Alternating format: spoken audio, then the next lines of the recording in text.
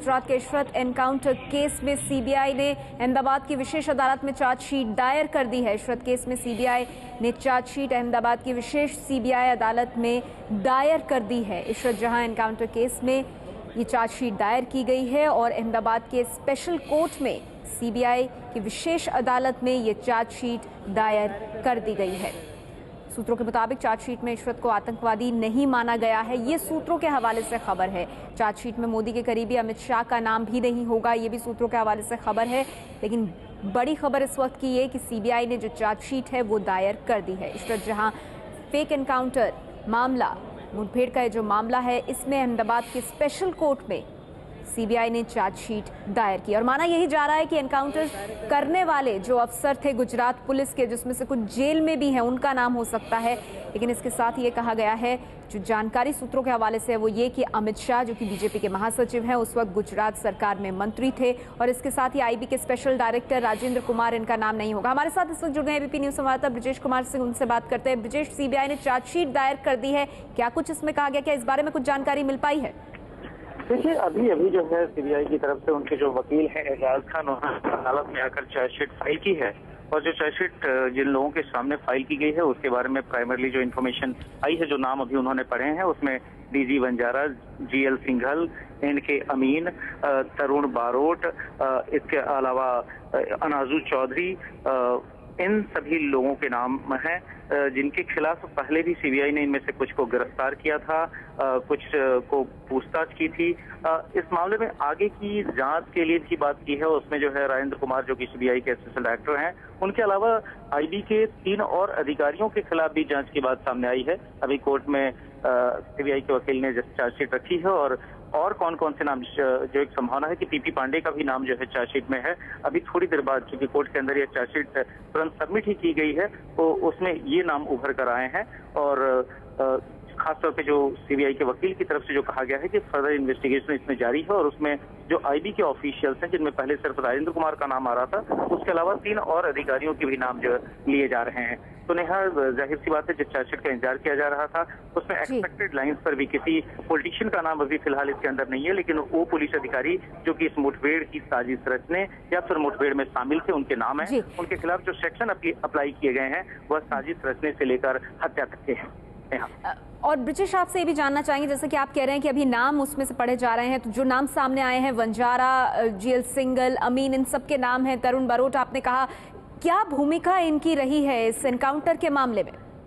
देखिए, जो चार्जशीट का जो लब्बुल हुआ अभी सीबीआई के वकील ने अदालत में पढ़ा, उसके हिसाब से जो सभी लोग जिनको चार्जशीट किया गया है, उन्होंने ये इशरत जहां मुठभेड़ मामला, जिसमें इशरत जहां सहित 3 और चार लोगों को मार दिया गया था 15 जून 2004 को, वह एक फर्जी मुठभेड़ थी और इसमें जो है इन सभी लोगों के खिलाफ, जिनके खिलाफ चार्जशीट किया गया है, उन पर इस मामले की साजिश रचने और हत्या सहित कई सारे आईपीसी के सेक्शन अप्लाई किए गए हैं। नेहा, इशरत केस में सीबीआई ने चार्जशीट दायर किया। आपको बता दें, चार्जशीट में जो नाम अब तक सामने आए हैं उनमें डीजी वंजारा का नाम है, पूर्व आईपीएस जीएल सिंघल का नाम है। वंजारा के नेतृत्व में ये एनकाउंटर हुआ था। ये पहले से संभावना जताई जा रही थी कि जिन अफसरों ने इस एनकाउंटर को अंजाम दिया था उनके नाम इस चार्जशीट में होंगे, किसी नेता का नाम चार्जशीट में नहीं है। ये भी पहले से खबर सामने आई थी कि अमित शाह जो उस वक्त गृह राज्य मंत्री थे, अभी बीजेपी के महासचिव हैं, उनका नाम नहीं होगा। वंजारा के नेतृत्व में यह एनकाउंटर हुआ था और डीजी वंजारा का नाम इस चार्जशीट में है। हालांकि किसी नेता का नाम इस चार्जशीट में नहीं सामने आया है। सीबीआई की विशेष अदालत में यह चार्जशीट दायर की गई है। इशरत जहां एनकाउंटर मामले में डीजी वंजारा के नेतृत्व में यह एनकाउंटर हुआ था और डीजी वंजारा का नाम सीबीआई की इस चार्जशीट में मौजूद है। ये पूरा मामला क्या है वो भी आपको बताते हैं। 15 जून 2004 को इशरत जहां का एनकाउंटर हुआ था, बाहरी अहमदाबाद इलाके में इशरत जहां का एनकाउंटर हुआ था और 3 और लोग गुजरात सरकार जो अहमदाबाद के बाहरी इलाके में मारे गए। पुलिस के मुताबिक चारों लश्कर के आतंकी थे, ये गुजरात पुलिस ने दावा किया था। ये चारों लश्कर के आतंकी थे और कहा था कि ये मुख्यमंत्री नरेंद्र मोदी को मारने के इरादे से आए थे। 15 जून 2004 को इशरत जहां का एनकाउंटर हुआ था। बाद में धीरे धीरे जैसे इस मामले की जांच हुई, उसके बाद एसआईटी ने भी ये बात सामने रखी थी कि ये पूरी की पूरी मुठभेड़ फर्जी थी। पुलिस के मुताबिक ये जो चारों थे ये मुख्यमंत्री नरेंद्र मोदी को मारने आए थे। गुजरात पुलिस को आईबी से जानकारी मिली थी, जो टिप ऑफ था, जो जानकारी थी वो आईबी से मिली थी। गुजरात हाईकोर्ट के आदेश पर इस मामले की जांच हो रही है। 2004 का ये मामला जिसकी जांच चल रही है। दिसंबर 2011 में सीबीआई को इस मामले की जांच सौंपी गई थी और सीबीआई ने अब इसमें चार्जशीट दायर की है। आईबी के स्पेशल डायरेक्टर से पूछताछ भी हुई थी इस मामले में। गुजरात के एडिशनल डीजी पीपी पांडे की भी इसमें तलाश है, वो फरार हैं, भगोड़ा घोषित किए गए हैं, उनकी भी तलाश चल रही है। हमारे साथ लगातार बने हुए हैं एबीपी न्यूज संवाददाता ब्रिजेश कुमार सिंह। ब्रिजेश, एनकाउंटर यानी ये साफ हो रहा है, जो नाम अभी आए हैं उससे ये साफ हो रहा है कि जिन अफसरों ने गुजरात पुलिस के इस एनकाउंटर को अंजाम दिया था, जो इससे सीधे तौर पर जुड़े हुए थे, वो इस चार्जशीट का हिस्सा हैं। जी हाँ नेहा, मैं दो बातें बहुत साफ तौर पे बता दूं इस चार्जशीट की, जिसमें कि उभर कर आई है। एक तो ये कि इस चार्जशीट में जो उस समय अहमदाबाद की जो क्राइम ब्रांच के ज्वाइंट कमिश्नर ऑफ पुलिस थे पीपी पांडे, जिनको कि भगोड़ा भी घोषित किया गया इस मामले में, उनको भी चार्जशीट किया गया है। पीपी पांडे के अलावा जो नाम इस चार्जशीट में है वो डीजी बंजारा है, जो कि उस समय क्राइम ब्रांच के एडिशनल सीपी थे। इसके अलावा जीएल सिंघल, जो कि एसीपी थे क्राइम ब्रांच में। यही नहीं, एक और एसीपी एनके अमीन भी चार्जशीट किए गए हैं। इसके अलावा जो नाम है तरुण बारोट, जो कि क्राइम ब्रांच में उस समय पुलिस इंस्पेक्टर थे। इसके अलावा जो कुछ नाम और हैं, जैसे कि मसलन एक कांस्टेबल अनाजू चौधरी का नाम है। इसके अलावा मोहन भाई कलसावा करके एक और कमांडो जो है, जो कि क्राइम ब्रांच से जुड़ा था, उसका नाम था। तो इस तरीके से एक के बाद एक, अगर मैं एक बार फिर से नाम दोहरा दूं, जो नाम P P Pande, D G Vanzara, G L Singhal, N K Amin, Tarun Barot, J G Parmar और मोहन कलसावा और अनाजू चौधरी, ये वो नाम है जिनको कि यह जो चार्जशीट है सीबीआई की, उसमें उनके नाम रखे गए हैं, उनको चार्जशीट किया गया है। दूसरी महत्वपूर्ण बात यह है कि कोर्ट के सामने सीबीआई के वकील ने ये बात भी रखी है कि अभी जो फर्दर इन्वेस्टिगेशन यानी आगे की जो जांच चल रही है, उसमें जो सेंट्रल आईबी से जुड़े हुए जो अधिकारी हैं राजेंद्र कुमार, उनके अलावा कम से कम 3 और इंटेलिजेंस ब्यूरो के प्रमुख अधिकारी हैं जिनकी भूमिका की भी जांच हो रही है। तो यह पहली बार रिकॉर्ड पर आया है कि आईबी के अंदर सिर्फ राजेंद्र कुमार ही नहीं बल्कि 3 और वरिष्ठ अधिकारी हैं जिनकी भूमिका की जांच सीबीआई इससे जहां फर्जी मुठभेड़ मामले में कर रही है। तो इस तरीके से दो महत्वपूर्ण तथ्यों के अलावा जो चार्जशीट की जो तीसरी महत्वपूर्ण बात यह है कि जिन भी अधिकारियों को चार्जशीट किया गया है आज, उनके सामने हत्या की साजिश रचने, हत्या करने सहित आईपीसी के कई सारे सेक्शन अप्लाई किए गए हैं और इस इनकाउंटर को फर्जी, नकली करार दिया गया है। ये नाम है वो तमाम जो एबीपी न्यूज संवाददाता ब्रिजेश कुमार सिंह बता रहे हैं कि डीजी वंजारा का नाम इसमें है चार्जशीट में। D G Vanzara, G L Singhal, N K Amin, ये तमाम गुजरात पुलिस के वो अधिकारी जो एनकाउंटर से जुड़े थे।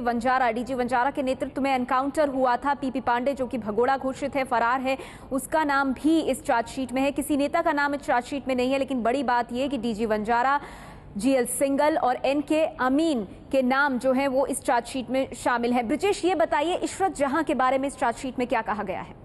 देखिए नेहा, अभी इस चार्जशीट का जो एक तरह से कह सकते हैं कि ऑपरेटिव पार्ट है जिसमें कि जिन लोगों के खिलाफ चार्जशीट की गई है वही सीबीआई के वकील ने सामने रखा है और जो महत्वपूर्ण सेक्शन जो अप्लाई किए गए हैं भारतीय दंड संहिता के, उसका जिक्र किया गया है। लेकिन जो लोग भी उस एनकाउंटर में मारे गए थे यानी 15 जून 2004 को इसर जहां सहित कुल 4 लोग, उनके व्यक्तित्व के बारे में, उनकी पृष्ठभूमि के बारे में अभी तक चार्जशीट का ये पहलू जो है सार्वजनिक नहीं किया गया है। चार्जशीट को सिर्फ सीबीआई की तरफ से मजिस्ट्रेट के सामने रखा गया है और जाहिर है अब जो प्रक्रिया होती है जिसके तहत जिन लोगों को भी इसमें चार्जशीट में जिनका नाम है, जिनके खिलाफ यह मामला बनाया गया है, उनको जो है इस चार्जशीट की एक कॉपी दी जाएगी। जाहिर है जब यह प्रक्रिया पूरी होगी तो चार्जशीट की पूरी बात सामने आएगी, या फिर अभी कोर्ट की प्रक्रिया पूरी होने के बाद सीबीआई के वकील अगर उस पहलू के बारे में भी कुछ बताएंगे तो ये ध्यान में आ सकेगा कि आखिर सीबीआई ने अपनी जांच में इसरा जहां सहित बाकी जो 3 लोग हैं उनके बारे में क्या कहा है, उनकी पृष्ठभूमि के बारे में, उनकी भूमिका के बारे में क्या बातें कही है। ब्रिजेश, जैसा कि आप कह रहे हैं कि धीरे धीरे चार्जशीट के जो हिस्से हैं वो सार्वजनिक किए जा रहे हैं, तो आपसे ये भी जानना चाहेंगे कि संभावना इसकी बहुत बनी हुई थी कि इशरत को आतंकवादी नहीं बताया जाएगा इसमें, और उनके साथ जो 3 और मारे गए थे वो क्या, उनको किस तरह से इस चार्जशीट में देखा गया है? क्या इस बारे में जानकारी अभी सार्वजनिक हुई है? नहीं, मैं आपको बताना चाहूंगा कि अभी जो सीबीआई के वकील जिन्होंने चार्जशीट को कोर्ट के सामने पेश किया, उन्होंने सिर्फ और सिर्फ जो ऑपरेटिव पार्ट है उसकी बातें मोटे तौर पर रखी। उसने ये कहा कि किन किन लोगों को चार्जशीट किया गया है इसमें, साथ में किन किन लोगों की भूमिका के बारे में आगे की जांच जारी रहने वाली है, और फिर इस चार्जशीट में मोटे तौर पर किस किस्म की धाराएं इस्तेमाल की गई है, जिसमें कि साजिश रचने का जो 120B का सेक्शन है या फिर जो हत्या का जो मामला है 302, इन सारे सेक्शनों की चर्चा जो है सीबीआई के वकील की तरफ से की गई है। अभी तक जो विक्टिम है, जो यानी जो 15 जून 2004 के हुए इनकाउंटर में जो लोग मारे गए हैं, उनकी पृष्ठभूमि किस तरह की थी, क्या उनकी कोई आपराधिक पृष्ठभूमि थी या नहीं थी, इसका जो है आप कह रहे हैं वो हिस्सा अभी आना बाकी है, वो सार्वजनिक नहीं हुआ है। लेकिन इसके साथ ही ब्रजेश, लगातार सवाल इस बात को लेकर उठ रहे हैं क्या ये एनकाउंटर फेक था या नहीं था। तो अब तक जो भी चार्जशीट का हिस्सा सार्वजनिक हुआ है, क्या उसके आधार पर कोई निष्कर्ष निकल रहा है कि ये एनकाउंटर फेक था या नहीं?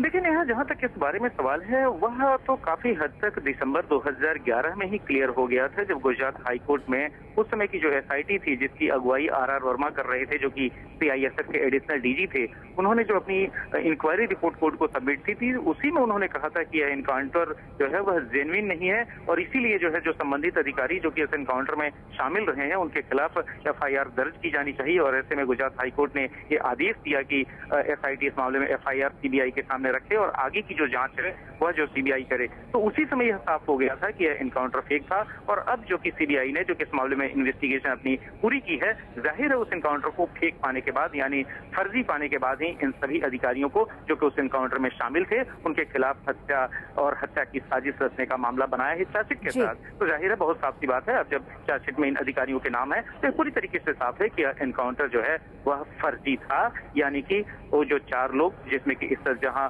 और 3 और शख्स थे, उनको जो है एक नकली मुठभेड़ में अहमदाबाद पुलिस की क्राइम ब्रांच ने 15 जून 2004 को अहमदाबाद के बाहरी हिस्से में मार दिया था। यह चार्जशीट में यह बात पुख्ता तौर पर है।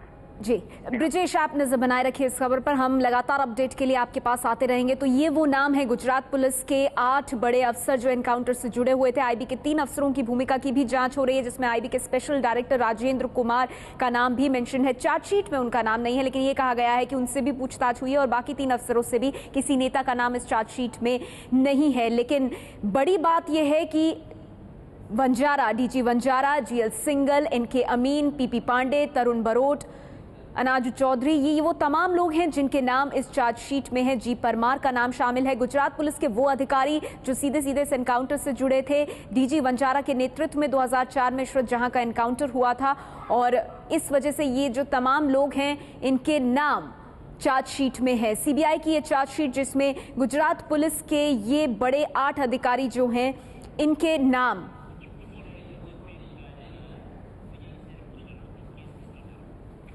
ये वो तमाम नाम लगातार हम आपको बता रहे हैं। और अभी सीबीआई ने अपनी चार्जशीट दायर की है, तो लगातार जो जानकारी है वो रखी जा रही है अदालत में।